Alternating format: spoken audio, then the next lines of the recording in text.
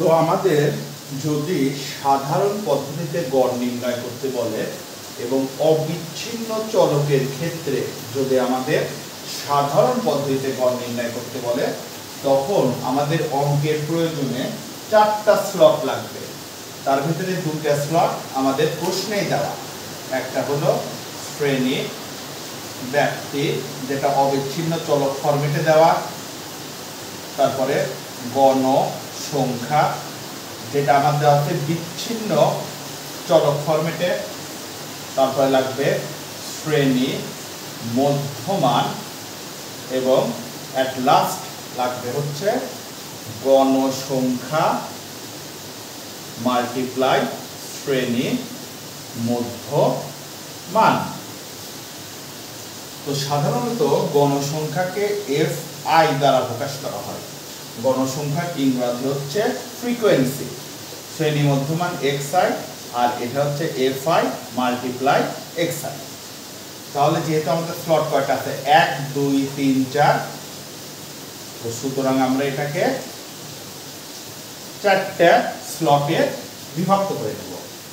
1 2 3 এবং 4।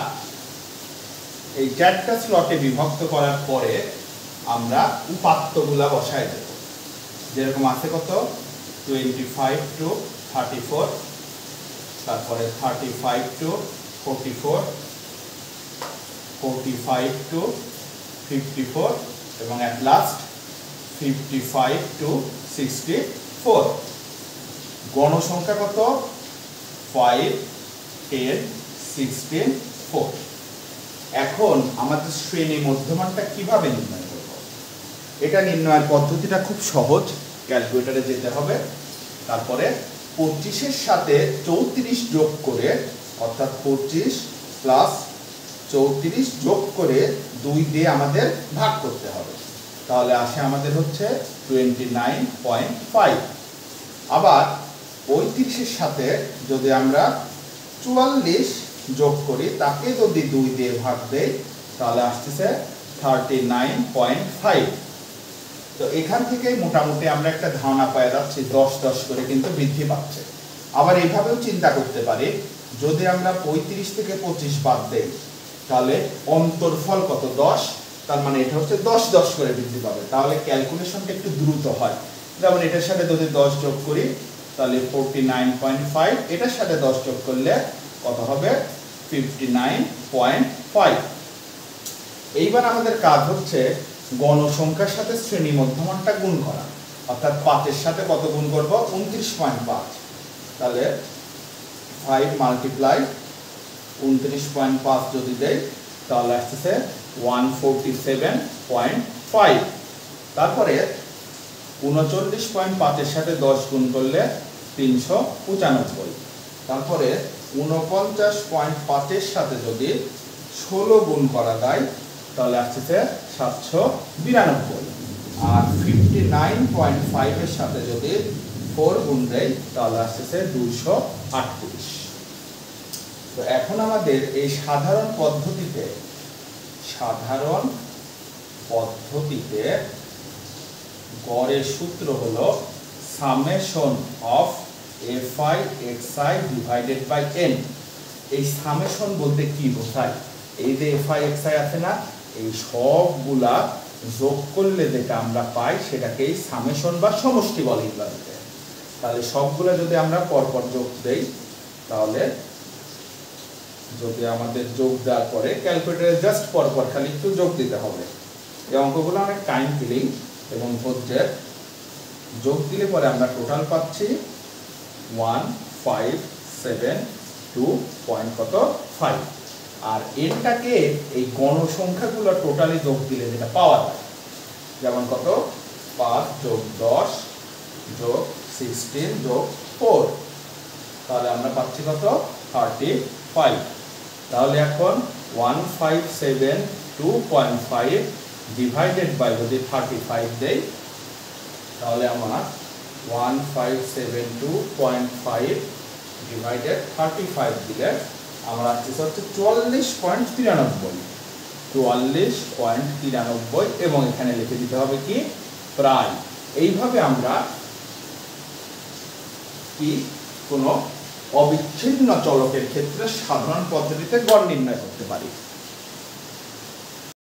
তো এখন যদি আমাদের সেকেন্ড কোশ্চেনটা বলে দেয় যে সংক্ষিপ্ত পদ্ধতিতে গড় নির্ণয় করো অবিচ্ছিন্ন চলকের ক্ষেত্রে, তাহলে এই জায়গায় আমাদের নতুন একটা স্লট আনতে হবে ধাপ বিচ্যুতি, যেটাকে আমরা ইউআই দ্বারা প্রকাশ করি। তো এখানে একটা জটিল সূত্র লেখা আছে, আমি অত জটিলতায় যাব না। কেন জটিলতায় যাব না? কারণ আমাকে গোটা গণিত বই নিয়ে আমার পরীক্ষা দিতে হবে, আমার এত কিছু মনে থাকবে না। সেজন্য আমি সহজভাবে এই ধাপ বিচ্যুতি নির্ণয় করার একটা টেকনিক বলে দেই। সেটা হচ্ছে এই গণসংখ্যা বরাবর যে ম্যাক্সিমাম মান, সেই বরাবর আমরা ধাপ বিচ্যুতি ধরবো হচ্ছে 0। উপরের দিক যত যাব তত আমার একটা করে মাইনাস হবে। যেমন এখানে -1, তারপরে -2, আরো যদি থাকতো -3, -4, -5, এবং নিচের দিকে যাব প্লাস করে +1, আরো যদি থাকতো +2, +3, +4, এইভাবে যাবার পরে আমার পরবর্তী এই স্টেজে আছে কি গণসংখ্যা মাল্টিপ্লাই ধাপ বিচ্যুতি, যেটাকে আমরা বলতে পারি FI EY। তো FI EY মানে কি? এই FI এর সাথে এই EY গুণ, তাহলে 5 মাল্টিপ্লাই -2 কত? -10, 10 -1 কত? -10, 16 গুণন 0 কত? 0, 4 মাল্টিপ্লাই অথবা গুণ 1 কত? 4 1 4। তারপরে আমাদের সংক্ষিপ্ত পদ্ধতিতে গড়ের সূত্র, সংক্ষিপ্ত পদ্ধতিতে গড়, এটার সূত্র হলো a plus summation of FI UI divided n multiply h। তো এখন আমাদের জানতে হবে এটাকে, এ হলো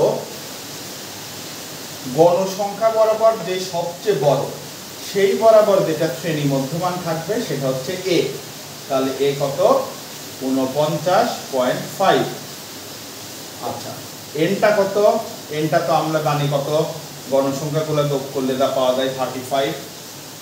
summation of FI EY, summation of FI EY বলতে যেটা বোঝায় সেটা হচ্ছে সবগুলো যোগ করলে যেটা পাওয়া যায়, অর্থাৎ সামেশন অফ FI EY আমরা যদি যোগ করি তাহলে -10 -10 +0 +4, তাহলে আমাদের আসছে -16। তার মানে এটা কত? -16। এবং লাস্টে আমাদের h মানে কি? এই 35 থেকে 25 বাদ দিলে যে 10টা হয় সেই 10টা হচ্ছে h এর মান। তো এখন যদি আমরা এই মানগুলো বসায় দেই, এর মান কত? 49.5 plus summation of FI EY কত? Summation of FI EY -16 divided এনটা কত? 35 মাল্টিপ্লাই এইচটা কত? 10। তো এই জায়গায় কিছু কিছু ব্যক্তিবর্গের ক্যালকুলেশনে খুব সমস্যা হয়, আমি তাদের সাজেস্ট করব এই যে উপরের এই দুইজনকে আগে গুণ করতে হবে, তাকে 35 দিয়ে ভাগ করতে হবে। তাহলে -16কে যদি 10 দিয়ে গুণ দেই -160, এটাকে যদি 35 দিয়ে ভাগ দেই তাহলে -4.57।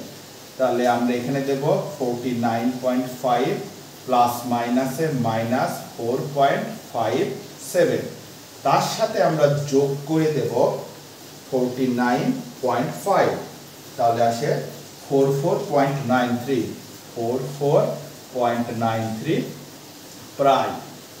এটাই হচ্ছে আমাদের সংক্ষিপ্ত পদ্ধতিতে গড়। অবিচ্ছিন্ন চলকের ক্ষেত্রে যদি আমাদের মধ্যক নির্ণয় করতে বলে তাহলে শ্রেণী ব্যাপ্তি এবং গণসংখ্যার সাথে আরেকটা জিনিস নিতে হবে, যেটাকে আমরা বলবো ক্রমযোজিত গণসংখ্যা, যেটাকে বলা হয় কুমুলেটিভ ফ্রিকোয়েন্সি। এফ মানে ফ্রিকোয়েন্সি মানে গণসংখ্যা, আর ক্রমযোজিত গণসংখ্যা হচ্ছে FC, কুমুলেটিভ মানে ক্রমবর্ধমান গণসংখ্যা। তো সেটা কেমনে নির্ণয় করে, ফার্স্টে গণসংখ্যাতে 5 আছে, 5টা বসায় দেব। 5 এর সাথে এই 10 যদি যোগ করি তাহলে কত হবে 15।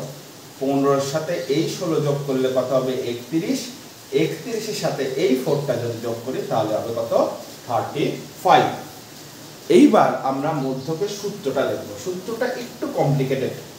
সেই মধ্যকের সূত্র হচ্ছে L plus n/2 minus fc multiply h divided by fm। তো এখন আমাদের জানতে হবে এলটাকে, এই এলটা একটু মনোযোগ দিতে হবে। সেটা হলো গণসংখ্যার ভিতরে যে সবচেয়ে বড় সেই বরাবর শ্রেণী ব্যাপ্তির প্রথম পদটা হচ্ছে এল। তাহলে এলটা কত 45। n/2, n/2 মানে তো আমরা জানি n মানে টোটাল সমষ্টি হচ্ছে 35, তার মানে 35 ডিভাইডেড বাই 2 আমার আসলো 17.5। এবার এফসি যেটা কুমুলেটিভ ফ্রিকোয়েন্সি, এটা কোনটা নিতে হবে, গণসংখ্যা বরাবর যে সবচেয়ে বড় তার ঠিক উপরের ক্রমদরিত গণসংখ্যা, এটা হবে আমাদের এফসি। তাহলে এফসি কত 15। এরপরে আমাদের নিতে হবে কোনটা এইচ। এইচটা আমরা কত জানি, ওই গড়ের মতোই 35 থেকে 25 বাদ দিলে যে 10, কিংবা 45 থেকে 35 বাদ দিলে যে 10 হয় সেই 10 নিয়ে নিলাম কত 10। এবার এফ এম যেটাকে আমরা বলি ম্যাক্সিমাম ফ্রিকোয়েন্সি বা সর্বোচ্চ গণসংখ্যা। তো গণসংখ্যার ভিতরে সবচেয়ে বড় কত 16, তার মানে ম্যাক্সিমাম ফ্রিকোয়েন্সি এফ এমটা কত 16। এইবার আমরা মানটা বসায় দেব। তাহলে এল এর জায়গায় কত বসাবো 45 প্লাস n/2 এর মান কত 17.5 মাইনাস এফসির মান কত 15 মাল্টিপ্লাই এইচ এর মান কত 10, এফএম এর মান কত 60। এবার হিসাবে অনেকেরই গড়বড় হয়, সেটা কিভাবে নির্ণয় করব, 45 প্লাস একটু ভাঙে ভাঙে করব। যেরকম 17.5 থেকে 15 বাদ দিলে কত হয় 2.5, তার সাথে গুণ হবে কত 10 ডিভাইডেড বাই 16। তাহলে 45 এর মতো 45, 2.5 এর সাথে যদি 10 গুণ দেই তাহলে পরে কত হবে 25 ডিভাইডেড বাই 16। 45 এর মতো 45। এইবার 25 কে যদি 16 দিয়ে ভাগ করা হয় তাহলে 1.56, একসাথে যদি যোগ দেই তাহলে 46.56। এইটাই হয়ে যাবে আমাদের মধ্যক। তো এখন একটা কথা বলি, যাদের একটু উন্নত ক্যালকুলেটর আছে তারা কিন্তু এক চান্স এখান থেকে এই লাইনে যেতে পারে। এইটা আমি এতটা ভাঙিয়ে দিলাম কেন, কারণ যারা হচ্ছে একটু অ্যাভারেজ স্টুডেন্ট আছে তার এই ক্যালকুলেশনটা যতই বোঝানো যায়, আমি প্র্যাকটিক্যাল এক্সপিরিয়েন্স থেকে দেখেছি যে কোনটার সাথে কোনটা গুণ হবে, কোনটার সাথে কোনটা ভাগ হবে, এটা মনে থাকে না, সেজন্য আমি একটু ভাঙিয়ে দিলাম। এরপর আমাদের এই মধ্যক থেকে কিছু প্রশ্ন আসে। কেমন প্রশ্ন, বলে দেয় কি মধ্যক শ্রেণী কোনটা। তো আমাদের যদি মধ্যক শ্রেণী বলে তাহলে এখানে আমরা লিখে দেব মধ্যক শ্রেণী নির্ণয়। একটু ভালো মতো বুঝলে পরে আর এইসব অঙ্কে ভুলার কোনো চান্স নাই। তো সেটার জন্য কি নির্ণয় করতে হবে, এনটাকে ধরতে হবে। যেরকম n সমান সমান 35, তাহলে n ডিভাইডেড বাই 2, তার মানে 35 ডিভাইডেড বাই 2 17.5। এই পর্যন্ত লেখার পরে এই 17.5 খুঁজতে হবে ক্রমোদিত গণসংখ্যার কার মধ্যে আছে। 5 এর ভিতরে 17.5 হয় না, 15 এর ভিতরে হয় না, 31 এর মধ্যে কিন্তু হয়। কারণ 31 বলতে বোঝায় 16 থেকে 31 পর্যন্ত যতটুকু। তাহলে 17.5, এই 17.5 আছে 31 এর ভিতরে, এবং 31 বরাবর আমার শ্রেণী ব্যাপ্তি কত 45 থেকে 54। তাহলে লিখতে হবে যা 45 হতে 54 শ্রেণীতে আছে। সুতরাং মধ্যক শ্রেণীটা কত হবে, মধ্যক শ্রেণীটা হবে 45 to 54। এই গেল একটা অ্যান্সার। এবার যদি বলে মধ্যক শ্রেণীর মধ্যবিন্দু নির্ণয় করো, তখন এই জায়গায় মধ্যবিন্দুটা কেমনে নির্ণয় করব, মধ্যক শ্রেণীর মধ্যবিন্দু হচ্ছে এই 45, তার সাথে যোগ দেব এই 54, তাকে ভাগ করব 2 দিয়ে। তাহলে এখন যদি হিসাব করি 45 যোগ 54 ডিভাইডেড বাই 2 আমার আসতেছে 49.5, এটাকে বলে মধ্যক শ্রেণীর মধ্যবিন্দু। এখন যদি বলা হয় মধ্যক শ্রেণীর নিম্ন সীমা কত, তখন সেম ভাবে আমরা নিম্ন সীমাটা কত দেব, এই মধ্যক শ্রেণীর যেটা লোয়ার মান 45। আবার যদি বলে মধ্যক শ্রেণীর ঊর্ধ্ব সীমা কত, তখন ঊর্ধ্ব সীমা আমার হবে কত, মধ্যক শ্রেণীর যে ম্যাক্সিমাম মানটা। তো এইভাবে কিন্তু আমরা একটা মধ্যক থেকে, যেটা আমাদের ক মার্কে 2 মার্কের আসে, মধ্যক শ্রেণী, মধ্যক শ্রেণীর মধ্যবিন্দু, মধ্যক শ্রেণীর নিম্ন সীমা, ঊর্ধ্ব সীমা, এইভাবে নির্ণয় করতে পারি। সেটার জন্য কি করতে হবে, শ্রেণী ব্যাপ্তি, গণসংখ্যা এবং এক্সট্রা করে নিতে হবে ক্রমযোজিত গণসংখ্যা। তো অবিচ্ছিন্ন চলকের ক্ষেত্রে যদি এখন প্রচুরক নির্ণয় করতে বলে, তাহলে এটা কিভাবে নির্ণয় করতে হবে? তো প্রচুরকের জন্য এক্সট্রা কোনো প্যাটার্ন নিতে হবে না, শ্রেণী ব্যাপ্তি আর গণসংখ্যা যেটা আছে জাস্ট খালি সেটা তুলে দিতে হবে। তারপরে প্রচুরকের জন্য এই সূত্রটা লিখতে হবে, প্রচুরক equal to L plus F1 divided F1 plus F2 multiply H। এবার হচ্ছে এলটা হচ্ছে গণসংখ্যার ভিতরে যে ম্যাক্সিমাম, তার যে প্রথম পদ সেটা হচ্ছে শ্রেণী ব্যাপ্তির প্রথম পদটা L। তাহলে L কত, 45। F1টাকে গণসংখ্যার ভিতরে যে সবচেয়ে বড় সেটা থেকে উপরেরটা বিয়োগ দিলে যেটা হয়, তাহলে 16 মাইনাস 10 ইকুয়াল টু কত, 6। আর F2টা কোনটা হবে, গণসংখ্যার ভিতরে যে সবচেয়ে বড় সেটা থেকে নিচেরটা বিয়োগ করলে যেটা হয়, তার মানে 16 মাইনাস 4 12। আর Hটা ওই গড়ের মতোই 35 থেকে 25 বাদ দিলে কিংবা 45 থেকে 35 বাদ দিলে অন্তরফল হয় 10, সেই 10। তারপরে মানগুলো আমরা বসায় দেব। L এর মান কত, 45। F1 এর মান কত, F1 কিন্তু এটা, হ্যাঁ, F1 হচ্ছে 6, F1 হচ্ছে 6 প্লাস 12 মাল্টিপ্লাই কত, 10। তো এটার ক্যালকুলেশন জানি গোলমাল না হয় সেজন্য আমি আরেকবার একটু ডিটেইলসে দেখাচ্ছি। 6 এর সাথে 10 গুণ করলে 6 10 এ 60, 12 আর 6 কত, 18। 45 এর মতো 45 দেব। এইবার যদি আমরা 60 কে 18 দিয়ে ভাগ দেই, তাহলে আমার আসছে 3.33। দুইটা যদি যোগ করি তাহলে 48.33। এটাই হচ্ছে আমাদের কাঙ্ক্ষিত প্রচুরকের মান। তো আমাদের যদি এখন নির্ণয় করতে বলে প্রচুরক শ্রেণী, যেটা আমাদের সাধারণত এমসিকিউ আসে কিংবা হচ্ছে 2 মার্কের যে ক থাকে সেটাই আসে। তো প্রচুরক শ্রেণী ধরার টেকনিক হচ্ছে, এই গণসংখ্যার মান যে জায়গায় সবচেয়ে বড় সেই বরাবর যে শ্রেণী ব্যাপ্তি সেটাই হচ্ছে প্রচুরক শ্রেণী। তখন এখানে লিখতে হবে, সুতরাং প্রচুরক শ্রেণী, তাহলে কত হবে, 45 to 54। তারপরে এখন যদি বলে প্রচুরক শ্রেণীর মধ্যবিন্দু কত, তাহলে এই সিস্টেমটাও সহজ। সেই প্রচুরক শ্রেণীর মধ্যবিন্দুটা কেমনে হবে, প্রচুরকের নিম্ন সীমা যোগ প্রচুরকের ঊর্ধ্ব সীমা ডিভাইডেড বাই 2। তাহলে যদি আমরা হিসাব করি 45 যোগ 54 ডিভাইডেড বাই 2, আমাদের আসছে হচ্ছে 49.5। তাহলে প্রচুরক শ্রেণীর মধ্যবিন্দু হচ্ছে 49.5। তো এখন যদি আমাদের এই অবিচ্ছিন্ন চলকের ক্ষেত্রে আয়তলেখ অঙ্কন করতে বলে, তখন 4টা জিনিস লাগবে। শ্রেণী ব্যাপ্তি গণসংখ্যার যেটা প্রশ্নেই সাপ্লাই দেওয়া আছে, তার সাথে লাগবে শ্রেণী মধ্যবিন্দু এবং অবিচ্ছিন্ন শ্রেণী সীমা। শ্রেণী মধ্যবিন্দুটা কি, এই যে 25 আর 34, এই দুইজনকে যোগ দিয়ে জাস্ট 2 দিয়ে ভাগ, সেটা কত, 29.5।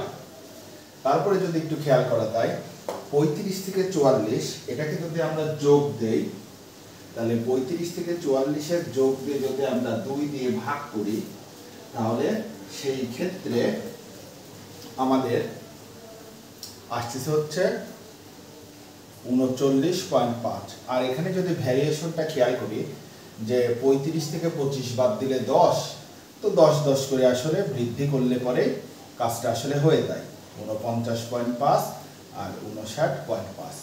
তবে এখানে একটা কথা আছে, কথাটা হচ্ছে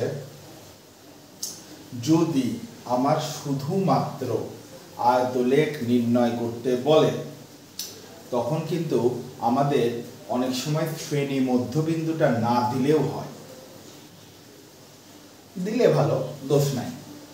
তো যাই হোক, অবিচ্ছিন্ন শ্রেণীসীমা যদি হিসাব করি তাহলে 25 থেকে 35-এর অন্তর্ফল আমার কত আছে? 5। তো এই জায়গায় আমার যেন হচ্ছে এই দুইজনের অন্তর্ফলে 25 থেকে 35-এর অন্তর্ফল যেমন 10, ঠিক সেরকম এই দুই পাশের অন্তর্ফলও যেন আমার 10 থাকে। তাহলে যদি এখানে দিয়ে দেই 25.5, সেখান থেকে দিয়ে দিলাম হচ্ছে 34.5, তাহলে 25.5 থেকে যদি 34.5 অ্যাড করে দেই তাহলে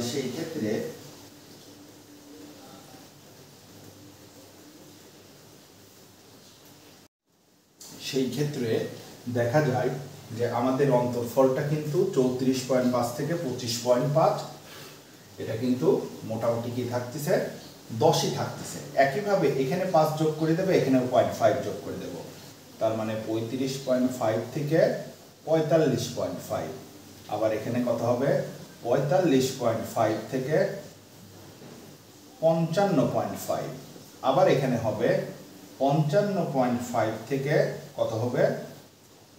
65.5। এইভাবে আমরা অবিচ্ছিন্ন শ্রেণীসীমাটা বানায় নেব। তারপরে যেটা কাজ সেটা হচ্ছে আমাদের অবশ্যই ছক কাগজ নিতে হবে। ছক কাগজের এই এক্স অক্ষ বরাবর হবে হচ্ছে অবিচ্ছিন্ন শ্রেণীসীমা, তার মানে এখানে নিলাম কত? 25.5, আর এখানে কিন্তু অবশ্যই আমাদের 35.5 নিতে হবে, তা আমাদের কিন্তু 10 মিলতেছে না। তারপরে নেব কত? 35.5, তারপরে 45.5, তারপরে 55.5 এবং অ্যাট লাস্ট 65.5। অর্থাৎ পয়েন্টটা এইভাবে একটু খেয়াল রাখলে ভালো হয়, যেহেতু 10 অন্তর্ফল, প্রত্যেকটার কিন্তু এতে কোনাকুনি মিল থাকবে। আর গণসংখ্যা আমার এখান থেকে এই পর্যন্ত নিলাম 5, তারপরে আছে কত? 10, তারপরে আছে 16, কোট ঘরে গুনে গুনে যেটা হয় আসলে, আর এখানে কত আছে? 4। তো এখন যদি আমরা খেয়াল করি 25.5 থেকে 35.5 পর্যন্ত গণসংখ্যা কত? 5, তার মানে 25.5 থেকে 35.5 পর্যন্ত এইভাবে আমরা গণসংখ্যা কত দিয়ে দেব? 5।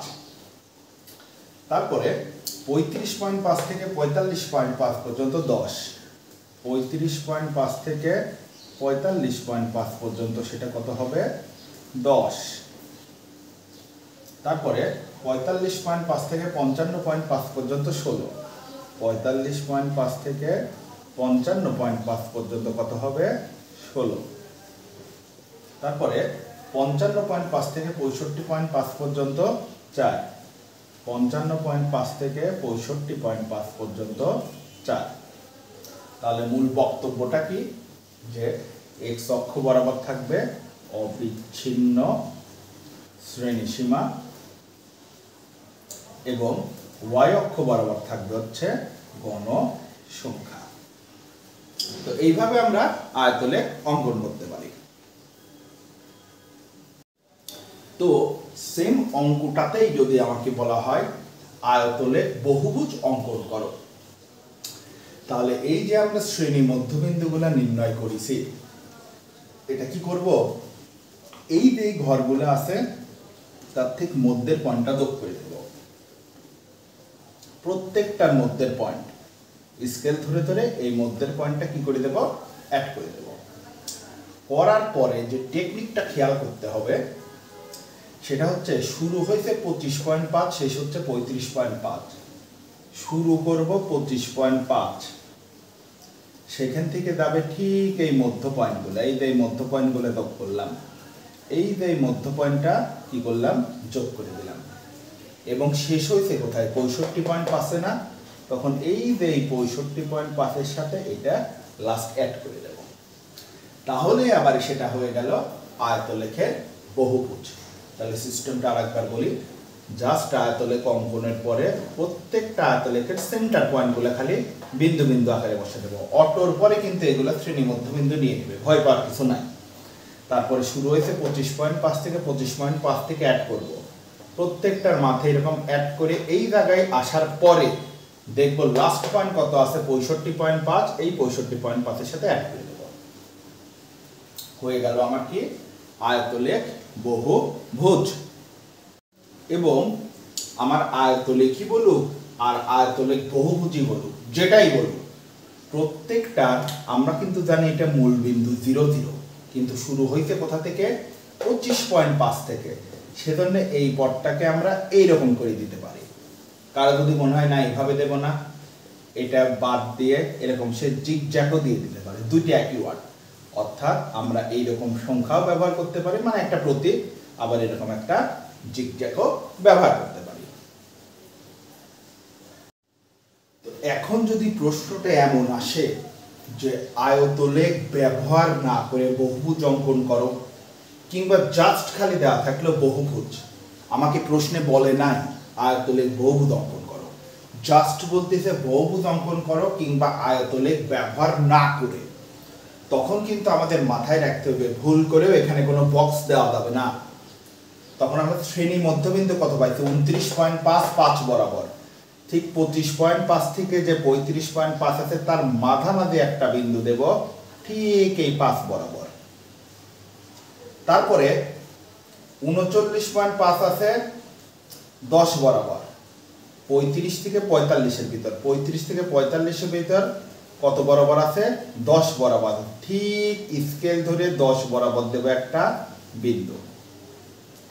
একইভাবে 16 আছে 45.5 থেকে 55.5 এর ভিতরে, 45.5 থেকে 55.5 এর ভিতরে 16 আছে, ঠিক স্কেলটা মধ্যে বরাবর ধরে এই 16 বরাবর দেব একটা বিন্দু। তারপরে 55 থেকে 0.5 থেকে 65.5 পর্যন্ত 4 আছে, 55 থেকে 65.5 পর্যন্ত ঠিক সেন্টার বরাবর এবং 4 বরাবর দেব, দিয়ে এই জায়গায় দেব একটা মধ্যবিন্দু। তারপরে আগের পেশাল, কিরকম আগের পেশাল, আমার শুরু হয়েছিল কত থেকে 25.5 থেকে শেষ হয়েছে 65.5, জাস্ট এগুলা খালি স্কেল ধরে যোগ করে দেব। এবং যোগটা অবশ্যই জানি একটু কি হয়, স্ট্রেট লাইনে হয়। আসলে এগুলো গ্রাফের চিত্র তো নর্মালি বোর্ডে আঁকানো একটু হ্যারাসমেন্টের মতো হয়ে গেল। এখন এই যে আমাদের হয়ে গেল বহুভুজ, তাহলে বহুভুজের সীমানা তো ভিতরের টুকু, তখন এই ভিতরের টুকু আমরা পেন্সিল দিয়ে ফুলটা এরকম ব্ল্যাঙ্ক করে দেব। তো এটাই হচ্ছে নরমাল বহুভুজ এবং আয়তলেখ বহুভুজের ভিতরে বেসিক পার্থক্য। বাচ্চারা কিন্তু এটা অনেক গুলায় ফেলে দেয়।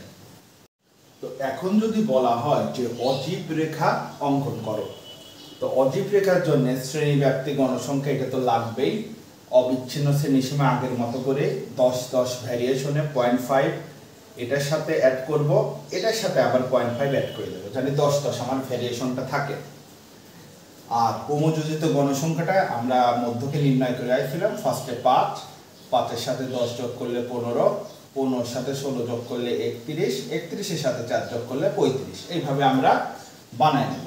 তারপর এখানে নতুনত্ব হচ্ছে x অক্ষ বরাবর আমার অবিচ্ছিন্ন শ্রেণীসীমায় থাকবে, সেটা কত 25.5, সেখান থেকে 35.5, তারপরে 45.5, আচ্ছা, তারপরে থাকবে হচ্ছে 55.5, আর এট লাস্ট থাকবে 65.5।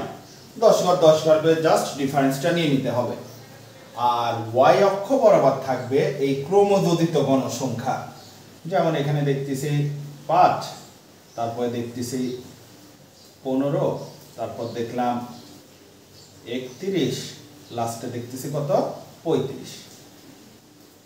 তো এখানে আমাদের যে জিনিসটা খেয়াল করতে হবে, 25.5 থেকে 35.5 এর ভিতরে আছে 5, 25.5 থেকে স্টার্ট আর ঠিক 35.5 যায় এই 5 বরাবর একটা বিন্দু দেব, দিয়ে এখানে যোগ করে দেব। আবার 35.5 থেকে 45.5 আছে 15, ঠিক 45.5 বরাবর চলে যাব, 15তে একটা বিন্দু দেব এবং সেটা 35.5 থেকে অ্যাড করে দেব, কারণ এই যে 35.5 থেকে তো 45.5 15 আছে। তারপরে 55.5 দেব 31, 55.5 বরাবর এই যে 31 এর এই বিন্দুটা অ্যাড করে দেব, তারপর এখান থেকে এইটুকু যোগ করে দেব। কাহিনীটা কেমন, 45.5 থেকে 55.5 এর ভিতরে আমার আছে কত 31, এবং 65.5 আছে 35, 65.5 এ আছে কত 35, এবং সেটা এখান থেকে এই পর্যন্ত অ্যাড করে দেব। এবং যেহেতু প্রথম থেকে শেষ পর্যন্ত এই স্থানটা ফাঁকা, তখন আমরা এখানে এরকম একটা চিহ্ন দিয়ে দেব, আবার জিগজ্যাগও এখানে দিয়ে দিতে পারি। তাহলে এই বরাবর থাকতেছে অবিচ্ছিন্ন শ্রেণী সীমা, আর এই বরাবর থাকতেছে ক্রমযোজিত গণসংখ্যা। তো এইভাবে আমরা খুব সহজেই অদিব রেখা অঙ্কন করতে পারি। তো আমাদের কোনো অঙ্কে যদি এমন করে অবিচ্ছিন্ন চলক না দিয়ে সব যদি এরকম বিচ্ছিন্ন চলক দেওয়া থাকে, এই বিচ্ছিন্ন চলক যুক্ত অঙ্কগুলাই গড় কিভাবে নির্ণয় করব? তো এই গড় নির্ণয়ের সূত্রটা কিন্তু খুবই স্বাভাবিক, সেটা হলো গড় equal to summation of xi wi divided by summation of wi। এখন xi কোনটা wi কোনটা, যেটা সংখ্যা ওরিয়েন্টেড দেওয়া থাকবে, সেটা গণসংখ্যা হোক শিক্ষার্থীর সংখ্যা হোক, সেটাকে মনে মনে ধরে নিতে হবে wi। তা বাদে পাশের হার বলুক, ফেলের হার বলুক, নর্মাল কোনো বিষয় দেওয়া থাক, সেগুলোকে আমার ধরতে হবে কি xi। তো এই জাতের অঙ্কগুলো যখন আমাকে নির্ণয় করতে বলবে, আমার প্রশ্নে বলা হয়েছে গড় হার নির্ণয় করো, তাহলে আমরা বরাবরের মতো এখানে দেব হচ্ছে বিভাগের নাম, ঠিক যেমন যেমন স্লটে দেওয়া আছে। তারপরেরটা দেব হচ্ছে পাশের হার, যেটাকে আমরা অবশ্যই xi দ্বারা ইন্টিগ্রেট করব। তারপরে আমাদের দেওয়া আছে শিক্ষার্থীর সংখ্যা, যেটাকে অবশ্যই আমাদের ইন্টিগ্রেট করতে হবে wi দ্বারা, এবং লাস্টে দেব xi wi। তারপরে যেরকম স্লট আছে এরকম করে স্লটটা করে নিতে হবে। যেমন এখানে আমরা দেখতেছি স্লট কয়টা আছে, 1 2 3 4, তাহলে চারটা স্লটে আগে ভাগ করে নেই, 1 2 3 এবং কত 4। এই চারটা স্লট দেওয়ার পরে বিভাগের নাম ABCD দেওয়া, A B C D। তারপরে আমার পাশের হার এখানে কত দেওয়া, 70 80 50, তারপরে কত 90। তারপরে দেওয়া কত শিক্ষার্থীর সংখ্যা আমার দেওয়া আছে 80 120 100 আর কত 2 to 5। জাস্ট খালি আমরা হিসাব অনুযায়ী বসাই দিই। এখন আমাদের এখানে আছে xi আর wi, এটা xi এটা wi, তার মানে দুইজনের ভিতরে কি হবে গুণ, 27টা 56, তারপরে দুইটা শূন্য, 8 12 কত 96, দুইটা শূন্য, তারপরে 5 1 কে 5 তিনটা শূন্য, জাস্ট খালি ক্যালকুলেটরে গুণ করে ছাড়িয়ে দিতে হবে। তারপরে 90 এর সাথে কত গুণ হবে, 90 এর সাথে গুণ হবে হচ্ছে 225, 2250। তো এইবার আমার লাগবে হচ্ছে সামেশন অফ wi। তাহলে সামেশন অফ wi বলতে আসলে কি বোঝাচ্ছে, এই সবগুলোর যোগ। তাহলে যদি সবগুলো যোগ করি, আমার 80 plus 120 plus 100 plus 2 to 5 equal আমার আসছে 5 to 5। আর এইগুলো যদি যোগ করি, তাহলে 5600 যোগ 9600 যোগ 5000 যোগ 20250, তাহলে আসতেছে সামেশন অফ xi wi। এইটার মান আমার আসতেছে হচ্ছে 40450। এইভাবে আগে দুটো কাউন্ট করে নিলাম। নেওয়ার পরে আমার ফাইনালি কি নির্ণয় করতে হবে, ফাইনালি নির্ণয় করতে হবে হচ্ছে গড় হার। গড় হার, তাহলে সূত্র কি, summation of xi wi divided summation of কত wi, এটার মান কত 40,450 ডিভাইডেড 525। তাহলে এটাকে যদি 525 দ্বারা ভাগ দেই তাহলে 77.05, এবং এই জায়গায় অবশ্যই আমাকে উল্লেখ করে দিতে হবে প্রায়। তো এইভাবে আমরা যে কোনো একটা বিচ্ছিন্ন চলকের ক্ষেত্রে আমরা গড় নির্ণয় করতে পারি। তো এখানে আমরা মধ্যক নিয়ে আলোচনা করব। এই মধ্যকটা কিন্তু এই জায়গায় আবার আমাকে নির্ণয় করতে বলেছে উচ্চতার গণসংখ্যা। এটা কি জানো ঠিক বোঝা যাচ্ছে না, তো আমরা যদি একটু বোঝার চেষ্টা করি। এখানে উচ্চতার একটা স্লট দেওয়া আছে, যেটাই দেওয়া থাক এটা কিন্তু একটা বিচ্ছিন্ন চলক। আবার এই গণসংখ্যা স্লটও দেওয়া আছে, এটাও একটা কি বিচ্ছিন্ন চলক। এইরকম যদি একই স্লটে দুইটা বিচ্ছিন্ন চলক দিয়ে আমাদের চায়ে বসে হচ্ছে কিভাবে মধ্যক নির্ণয় করতে হবে, তখন আমরা এই মধ্যকটা আসলে কিভাবে নির্ণয় করব। তো সেটার জন্য যে কাজটা করতে হবে, সেই কাজটা করার আগে একটু দেখে নেই এখানে আসলে কি বোঝাতে চাইছে। বলতে চাচ্ছে যে উচ্চতাতে 150 সেন্টিমিটার আছে, এই 150 সেন্টিমিটার উচ্চতা বিশিষ্ট আছে 4 জন, আবার 175 সেন্টিমিটার উচ্চতা বিশিষ্ট ব্যক্তি আছে কয়জন? 5 জন। এই অবস্থায় যদি আমাকে মধ্যক নির্ণয় করতে বলে তখন আমাদের 3টা স্লট লাগবে। একটা হচ্ছে উচ্চতা, আর একটা হলো গণসংখ্যা, এবং থার্ড ফরম্যাট হচ্ছে ক্রমযোজিত গণসংখ্যা। এইরকম 3টা স্লট করার পরে এবার আমরা ভাগ করে নেব। এরপরে আমরা মানগুলো বসাবো, যেরকম এখানে দেখতেছে 1 2 3 4 5 6, এরকম 6টা স্লট কাটি নেব। 1 2 3 4 5 এবং লাস্টে কত 6। তারপরে যদি আমরা খেয়াল করি এখানে উচ্চতা আছে 150, তারপরে 155, তারপরে 160, 165, 170 আর 175। এবার যদি গণসংখ্যাগুলো দেই 4 6, এই যে বরাবর খালি বসায় যাব, 12 16 8 5। এইবার পালা হচ্ছে ক্রমযোজিত গণসংখ্যা। তো ক্রমযোজিত গণসংখ্যাটা কেমনে নির্ণয় করতে হবে? প্রথমে যে গণসংখ্যার যে পদটা আছে সেটা ওইরকমই বসায় দেব।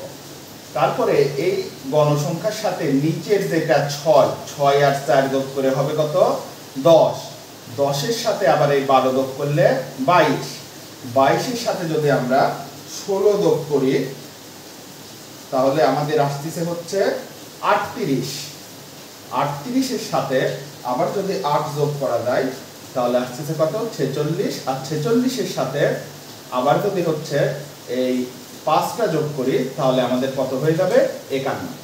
তো এইভাবে ক্রমযোজিত গণসংখ্যাটা নির্ণয় করে নেব, যেটা আমাদের মধ্যকের জন্য প্রয়োজন। তারপরে আমরা যদি গণসংখ্যার টোটাল যোগ দেই, আমার টোটাল গণসংখ্যা যোগ দেওয়ার পরে মানটা হয়ে যাবে 51। পরপর খালি যোগ দেব। তো দেখা যাচ্ছে এখানে আমরা n কত পাওয়া গেছে 51, যা কি সংখ্যা? একটি বিজোড় সংখ্যা। তাহলে এখন যদি মধ্যকটা নির্ণয় করি তাহলে মধ্যক বিজোড়ের জন্য কি হবে? n + 1 ডিভাইডেড বাই 2 তম পদ। তাহলে এখানে n এর মানটা কত? n এর মান 51 + 1 ডিভাইডেড বাই 2, তার মানে 52 ডিভাইডেড বাই 2 26 তম পদ। এই যে আমাদের 26তম পদটা বের হলো, এই 26তম পদটা কোথায় পাবো? সেটা কিন্তু আমাদের ক্রমযোজিত গণসংখ্যার ভিতরে খুঁজতে হবে। তো আমরা দেখতেছি 4-এর ভিতরে তো 26 নাই, 10-এ নাই, 22-এ নাই, 38-এর ভিতরে কিন্তু আমার 26 আছে। কারণ 38টা আসলে কত? 38টা হচ্ছে এই যে 22-এর পর 23 থেকে শুরু করে 38 পর্যন্ত, এটা আছে কার ভিতরে? এটা আছে হচ্ছে এই 38-এর ভিতরে। যেহেতু আমার 26তম পদ লাগবে, তার মানে সেটা পাবো কার ভিতরে? 38-এর ভিতরে। এখন 38 বরাবর আমার উচ্চতাটা কত? 165, তার মানে এই মধ্যকটা হবে আমার কত? 165। এইভাবে কিন্তু আমরা যদি বিচ্ছিন্ন চলক থাকে এবং গণসংখ্যা বিশিষ্ট চলক থাকে, সেক্ষেত্রে কিন্তু আমরা মধ্যকটা নির্ণয় করতে পারি। এইবার আমরা আরেকটা স্যাম্পল দেখব মধ্যকেরই, যেখানে আমরা দেখতেছি যে দুইটাই কি বিচ্ছিন্ন চলক এবং গণসংখ্যা বিশিষ্ট বিচ্ছিন্ন চলক। তাহলে আগের মতোই আমাদের স্লটটা কি কাটতে হবে, এক জায়গায় দেব প্রাপ্ত নম্বর, আর এক জায়গায় দেব গণসংখ্যা, এবং লাস্টে কি দেব ক্রমযোজিত গণসংখ্যা। এইগুলো আমি একটু ডিটেলস এই টিউটোরিয়ালগুলো বানাচ্ছি যেন, আর যাই হোক পরিসংখ্যানে কোনো স্টুডেন্টেরই যেন কোনো আর সমস্যা না থাকে। যেমন এখানে আগে দেখবো স্লট কয়টা আছে, 1 2 3 4 5 6 7 8 9 10 11। 1 2 3 4 5 6 7 8 9 10 11। এইভাবে মোটামুটি আমরা 11টা স্লট একটু টেনে নিলাম। তো লাস্টের স্লটটা একটু স্থান সংকুলনের জন্য একটু উল্টাপাল্টা হয়েছে, তো যাই হোক। তো আমরা যদি এবার মানগুলো বসাই তাহলে কত আছে, 40 45 50 55 60 70 80 85 90 95 আর কত 100। এবং গণসংখ্যা আমরা দেখতেছি 2 4 4 3 2 4 4 3 7 10 16 16 7 10 16 16 এবং তারপরে দেখছি 4 3 1 4 3 1। তারপরে বরাবরের মতো আমরা ক্রমযোজিত গণসংখ্যা কিভাবে নেব, ফার্স্টে গণসংখ্যার যে 2 সেই 2টা নিলাম, 2 এর সাথে 4 যোগ করলে 6, 6 এর সাথে 4 যোগ করলে 10, 10 এর সাথে 3 যোগ করলে 13, 13 এর সাথে যদি 7 যোগ করি 20, 20 এর সাথে 10 যোগ করলে 30, 30 এর সাথে 16 যোগ করলে 46, 46 এর সাথে যদি আবার আমরা 16 যোগ করে দেই তাহলে আমরা পাবো হচ্ছে 62, তার সাথে 4 যোগ করলে 66 আর 3 যোগ করলে 69, লাস্টে কত 7। আর গণসংখ্যাগুলো যদি সবগুলো যোগ করি তাহলে আমার মান আসবে কত 70। 2 4 4 এভাবে ক্যালকুলেটর যোগ করলে 70 আসে। তো এই পর্যায়ে আমরা দেখতেছি n হচ্ছে 70 যা জোড়, সুতরাং মধ্যকটা আমাদের কত হবে, মধ্যকটা হবে এই সূত্র, অর্থাৎ n/2 তম পদ যোগ n/2 প্লাস 1 তম পদ ডিভাইডেড বাই কত হয়ে যাবে 2। এরকম করে আগে আমরা বসায় নিলাম। বসায় নেওয়ার পর এখানে আমরা n এর মান দেখছি 70, তাহলে 70/2 তম পদ যোগ 70 ডিভাইডেড বাই 2 প্লাস 1 তম পদ ডিভাইডেড বাই 2। তাহলে এখন 70-এর 2 দিয়ে যদি ভাগ করি তাহলে 35 তম পদ প্লাস 35 প্লাস 1 36 তম পদ ডিভাইডেড বাই কত হয়ে যাবে 2। তাহলে যদি এখন আমরা খেয়াল করি এই 35টা কার ভিতরে খুঁজবো, অবশ্যই ক্রমযোজিত গণসংখ্যার ভিতরে। তো এখানে তো আর 35 নাই, তাহলে 35 আছে কার ভিতরে, 46 এর ভিতরে। কেন 46 এর ভিতরে, কারণ এই 46 দেখো যাচ্ছে 31 থেকে 46 পর্যন্ত টোটাল হিসাবটাই 46 এর ভিতরে আছে। তাহলে 35 তম পদ আছে কার ভিতরে, 46 এর ভিতরে, এবং 46 বরাবর আমাদের মানটা কত দেওয়া 80, তার মানে এখানে দিয়ে দেব 80 প্লাস 36। এখন 36 তম পদ এখন কার ভিতরে আছে, 36 তম পদ যদি আমরা খেয়াল করি এটাও কার ভিতরে আছে, 36 তো 46 এর ভিতরেও আছে, তার ভিতরে মানে এটাও হয়ে যাবে কত 80। তাহলে 80 ডিভাইডেড বাই 2 160 ডিভাইডেড বাই 2 তার মানে 80। তাহলে এই যে আমরা পাইলাম যে 80 মানটা, এই 80 আমাদের আসলে কত আসছে, এই 80টাই আমরা 80 পেলাম, সেই 80টাই হচ্ছে আমাদের কি কাঙ্ক্ষিত মধ্যক। তো এইভাবে আমরা অবিচ্ছিন্ন যদি চলক থাকে গণসংখ্যা বিশিষ্ট তাহলে আমরা কিন্তু মধ্যক নির্ণয় করতে পারি। তো আলোচনার প্রথম অংশ হচ্ছে জাস্ট খালি আমাদের গড় নির্ণয় করা।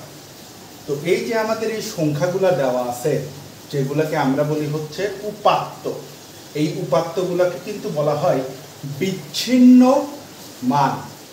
এই বিচ্ছিন্ন মানগুলার যদি বলা হয় গড় নির্ণয় করো, তখন আমরা एग्जांपल 1 এর যখন গড়টা নির্ণয় করতে যাব তখন আমাদের সূত্র একটাই, উপাত্ত সমূহের মানের সমষ্টি ডিভাইডেড বাই উপাত্ত সমূহের সংখ্যা। তো আমরা নিচে তাহলে কিভাবে উপাত্ত সমূহের সংখ্যা, তাহলে আমরা আগে দেখি উপাত্ত সমূহের সংখ্যা কয়টা আছে। 1 2 3 4 5 6 7 8। তাহলে উপাত্ত সমূহের সংখ্যার এখানে দেব কত 8। আর উপরে আছে আমার উপাত্ত সমূহের মানের সমষ্টি। তাহলে মান কত আছে 70 75 57। এইভাবে 70 যোগ 75 যোগ 57, তারপরে কত আছে 71 83 95, 71 83 95 এবং তারপরে আছে কত 88 79। এইভাবে 88 যোগ 79 এই মানগুলো এইভাবে আমরা বসায় দেব। তারপরে ক্যালকুলেটরে সোজা এই মানগুলোর সমষ্টি আমরা নির্ণয় করব। যেমন 70 যোগ 75 যোগ 57 যোগ 71 যোগ 83 যোগ 95 যোগ 88, তারপরে কত 79। এই মানগুলো যদি যোগ দেয় তাহলে আমরা পাচ্ছি 618। এইবার 618টাকে যখন আমরা 8 দিয়ে ভাগ করব 77.25, 77.25 এই মানটা লিখে দেব। তাহলে এটাই হয়ে গেল কি আমাদের গড় নির্ণয় করা। তাহলে গড় নির্ণয়ের নিয়মটা কি, উপাত্ত সমূহের মানের সমষ্টি, যে কয়জন থাকবে সে কয়জনের জাস্ট খালি যোগ দিয়ে উপরে বসায় দেব এবং উপাত্ত সমূহের সংখ্যা এবং যে কয়টা সংখ্যা থাকবে সেটাকে জাস্ট খালি ভাগ দিয়ে দেব। তারপরে যেটা পাবো সেটাই হচ্ছে আমাদের কাঙ্ক্ষিত গড়। এবার एग्जांपल 2টা দেখি। एग्जांपल 2 আমাদের একটু ঘোরায় কোশ্চেন দিয়েছে। সেটা কি যে 23 25 এই কয়টা জিনিসের গড় দেওয়া আছে 22.5 হলে x এর মান কত। তাহলে আমরা গড় সমান সমান কি জানি, গড় সমান সমান জানি উপাত্ত সমূহের মানের সমষ্টি। তাহলে মানগুলোকে বসায় দেই, কত কত আছে 23 25 28, 23 যোগ 25 যোগ কত 28, তারপরে 17 18 x যোগ 17 যোগ 18 যোগ x, তারপরে আছে 35 15 যোগ 35 যোগ কত 15 এবং আমাদের নিচে কি থাকবে উপাত্ত সমূহের সংখ্যা। সংখ্যা কয়টা আছে 1 2 3 4 5 6 7 8 দিয়ে দিলাম কত 8। তো আমরা এখানে দেখতেছি আমাদের গড়টা প্রশ্নে কি কত দেওয়া আছে, গড় দেওয়া আছে হচ্ছে 22.5 হলে x এর মানটা কত, অর্থাৎ এই যে x টা আছে x এর মানটা আমাদের চাওয়া। তাহলে গড়ের জায়গায় কত বসায় দেব 22.5, তারপরে এখানে আমার কত কত আছে সবগুলো আগে যোগ দিয়ে দেব। যোগ যদি দেই তাহলে ফার্স্টে আমার 23 যোগ 25 যোগ কত 28 যোগ 17 যোগ 18 যোগ x বাদ দিয়ে 35 যোগ 15, 35 যোগ 15 আমার হচ্ছে 161। তাহলে দিয়ে দিলাম 161 প্লাস x এর মধ্যে x দিয়ে দিলাম, নিচে দিয়ে দিলাম কত 8। এইবার কি হবে এই 22.5 এর সাথে এই 8টা হয়ে যাবে গুণ। তাহলে 22.5 মাল্টিপ্লাই 8 ইকুয়াল টু 161 প্লাস কত x। এখন এই 22.5 কে যদি আমরা 8 দিয়ে গুণ দেই তাহলে আসতেছে 180 ইকুয়াল টু 161 প্লাস x। তাহলে x এর মতো x টা যদি এই পাশে রেখে দেই 161 এই পাশে এসে বিয়োগ হয়ে যাবে 180 মাইনাস 161। সুতরাং আমাদের x এর মানটা কত হবে 180 থেকে যদি 161 বাদ দেই তাহলে হয়ে যাচ্ছে আমাদের কত 90। অর্থাৎ এই যে আমার বলতেছিল যে x এর মান কত, x এর মান আমরা পেয়ে গেলাম কত 90। এইভাবে গড় থেকে আমাদের ছোটখাটো প্রশ্নগুলো এসে থাকে। এখন আমরা মধ্যক নির্ণয় করব। যেমন আমাদের एग्जांपल 1 এ এই কয়েকটা সংখ্যা দেওয়া আছে, তার মধ্যক নির্ণয় করতে বলতেছে।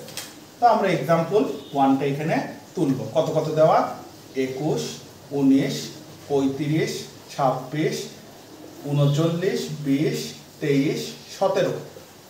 তো মধ্যক নির্ণয়ের সময় আমি আরেকবার বলে যাই এগুলা কিন্তু সব বিচ্ছিন্ন চলক।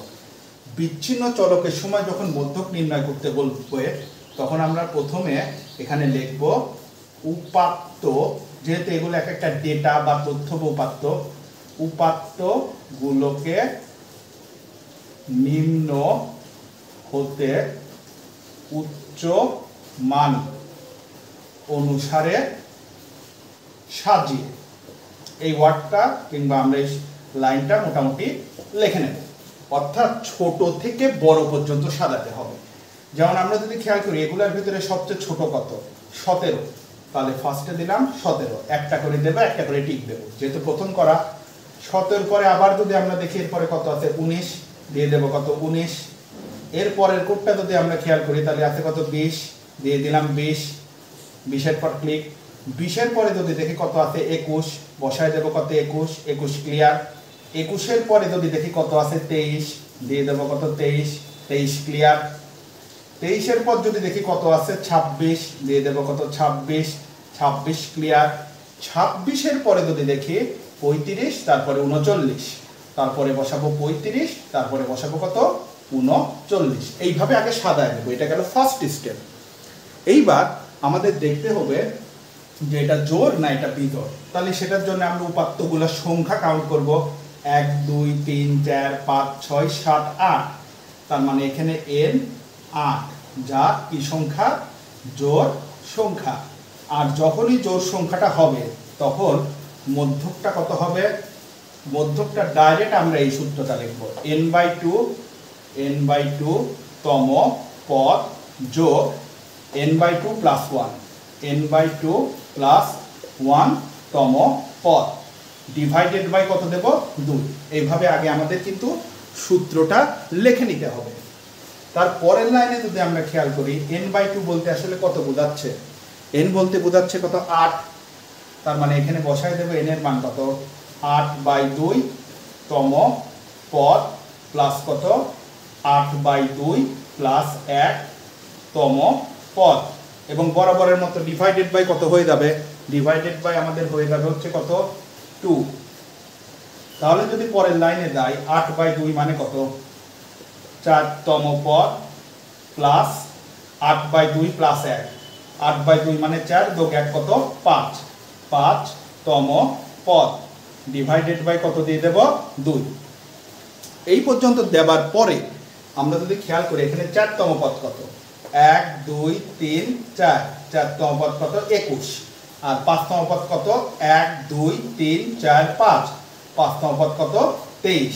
তার মানে এখানে তাহলে কত হবে, এখানে আমাদের হবে হলো, যদি এখন নির্ণয় করতে বসি তার মানে 4 তম পদের এখানে দেব 21 প্লাস 5 তম পদের এখানে দেব কত 23, ডিভাইডেড বাই কত 2।